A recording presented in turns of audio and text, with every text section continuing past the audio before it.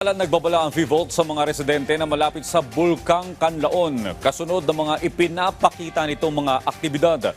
Yan ang ulat ni Ryan Lesiges.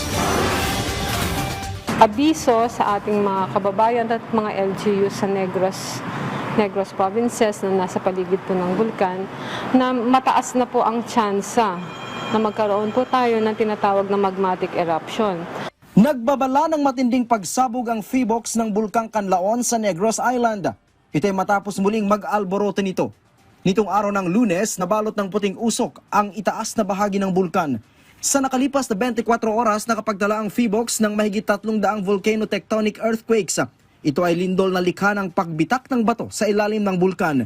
Senyalis daw ito na gumagawa ng daanan ang magma para sumabog palabas. Mataas din ang naitala na sulfur dioxide emission simula noong June 3. Katunayan kahapon, naitala ito sa 9,985 tons per day. Pinakamataas ito sa lahat ng panahon na naitalang sulfur dioxide emission.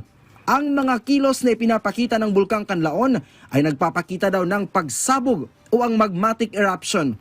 Ngayon lamang po tayo nagkaroon ng ganitong uri ng unrest, no, o pagbubugnot ng bulkan na maaring o mataas ang tsansa na mauwi sa isang magmatic eruption. Paliwanag ng Chief Volcano Monitoring and Eruption Prediction Division na si Maria Antonia Bornas na kung ikukumpara daw sa ibang klase ng pagsabog, ito ay mas mapanganib at nakamamatay. Taong 1902 pa daw nakaranas ng magmatic eruption ang Bulkang Kanlaon, pero mahina lamang ito. Nandiyan na yung nakamamatay, yung pyroclastic density currents. Ito yung magkahalong abo, mainit na volcanic gas, maiinit na pitak ng bato, at yung mga nauuka doon sa bungangan ng bulkan at doon sa dinadaluyan nito na mga currents or mass o yung magkahalo na nakikita natin na bumababa o nagdi-descend o nagfo-flow away from the volcano, na nakikita natin na merong nagbibilow na clouds, no? Napakamapanganib na mga ito. Ito ay ubod ng bilis, hindi kayang takbuhan. Ang lokal na pamahalaan ng Canlaon City, ipinag-utos na ang preemptive evacuation sa mga nakatira sa 4 kilometers permanent danger zone. Ang DSWD nakatutok na sa nagpapatuloy na preemptive evacuation sa Canlaon City. Sa ngayon ay meron ng 88 pamilya o nasa 248 individual ang lumikas at kasalukuyang nasa 3 magkakahiwalay na evacuation centers. Sa Barangay Masulog, 65 pamilya o 204 katao ang nag-evacuate na sa Masulog High School. Sa Barangay Malaiba, 10 pamilya naman o 31 individual ang pansamantalang nanunuluyan sa Malaiba Elementary School, habang 3 pamilya naman o 13 katao mula sa Barangay Pula ang nasa Pula Elementary School.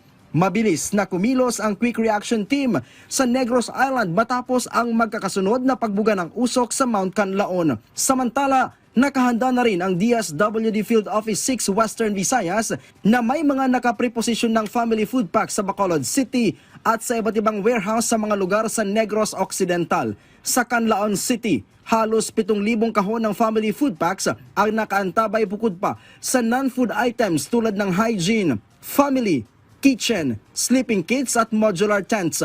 Sa Negros Oriental, merong 14,000 family food packs ang nakaposisyon sa DSWD warehouse sa Dumaguete City, habang 3,400 na kahon naman ng family food packs ang nakalagak sa storage facility sa bayan ng Valle Hermoso.